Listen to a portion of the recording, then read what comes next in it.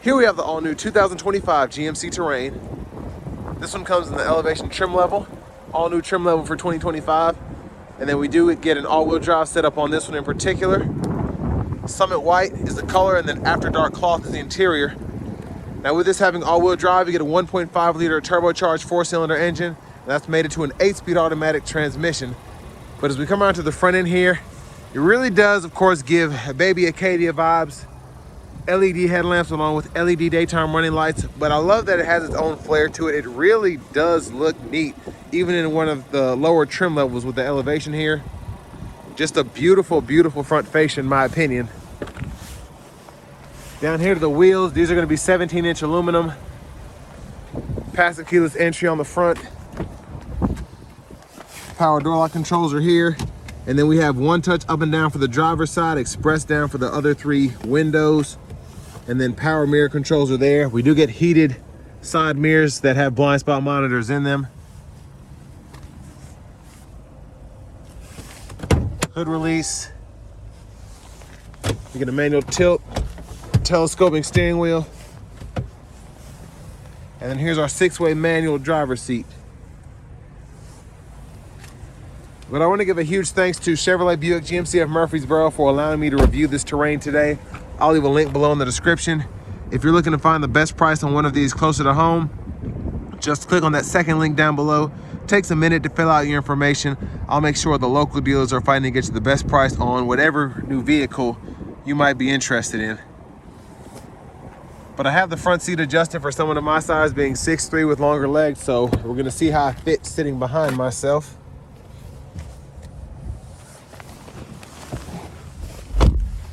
So not terrible space back here. Seat back pockets on both sides.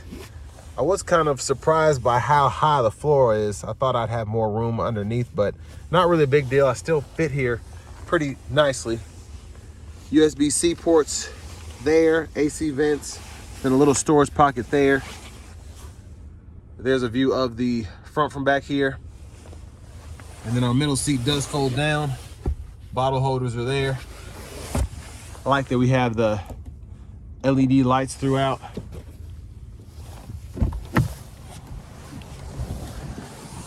And then if you need to use your child locks, do this on either door to lock, unlock there. And a fuel filler here.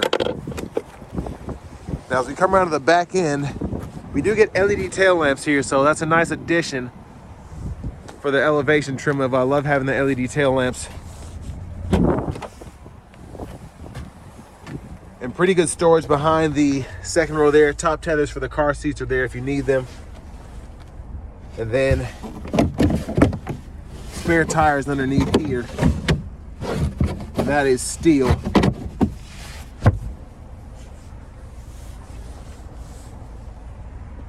There it is, 12 volt right there.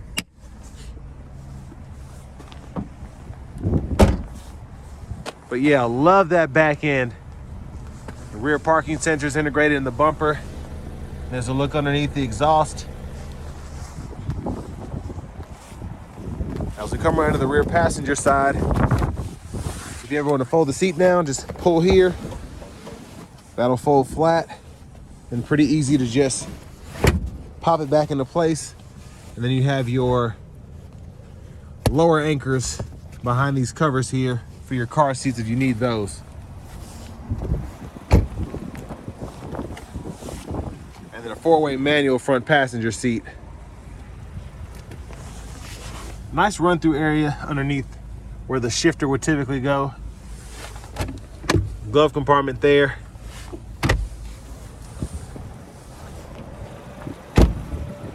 And then as we come back around to the front, I can just get this hood open. And there's that 1.5 liter turbocharged 4-cylinder.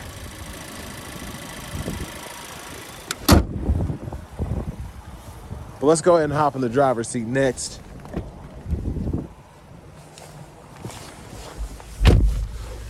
Leather wrap steering wheel here with heat, which is nice. There's the horn.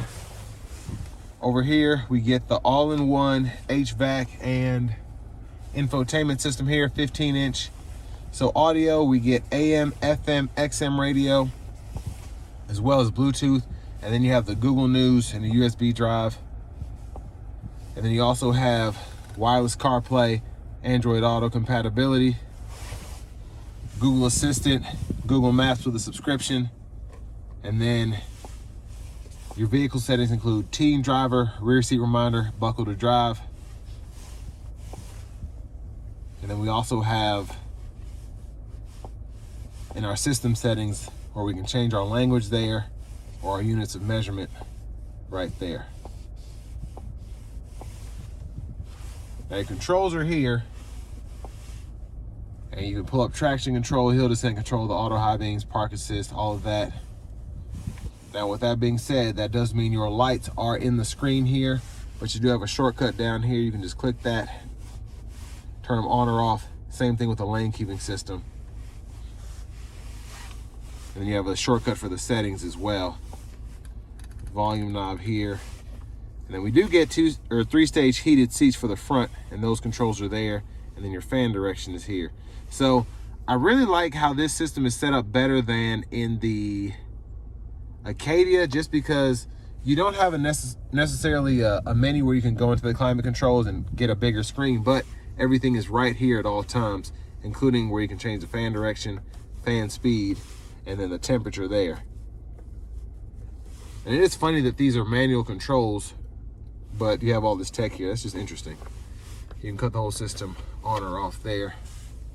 And then finally in the screen, the vehicle status. I like being able to pull that up. The animation's really nice, but then you can go into each menu and kind of see everything nice and big without having to click through on the actual vehicle, the image pulled up there. Backup cameras here, guidelines follow you as you turn the steering wheel. And then your USB drives are down here, or inputs, USB-A on the left, USB-C on the right. Bottle holders are here. Center console cubby space with a removable tray. Pretty deep pocket in there though. And there's a look at the back seat from up here. Hazards are here. See the lights there. There's probably a sunglass holder here in the higher trim levels, or an option or something. Vanity mirror, that's nice. Now back to the steering wheel. Blinkers over here. Push in here for the fluid in the front. Intermittent wipers. And then you have the rear wiper as well. Pull either side there for that rear wiper fluid. And then for the shifter, since it's on the column, hit the brake. Pull for neutral, pull and down for drive, pull and up for reverse, press P for park. And then while in drive, you can activate the low mode and use the paddle shifters behind the steering wheel. Now I do like that the elevation trim does have the standard adaptive cruise control, so we can turn that on or off, cancel, set the speed, adjust the gap for that. And then over here we have our voice recognition, our audio sources, and then we can toggle those when we pull them up, and then mute Bluetooth button there.